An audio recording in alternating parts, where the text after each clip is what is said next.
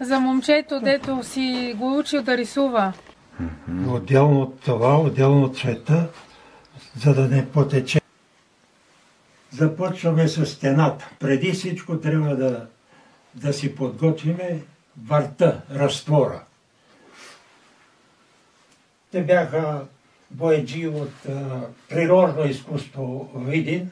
Они им правиха шаблони такива и си взимаха и правиха по селата, къде отиват на частно да работят. Се духа върху един шаблон.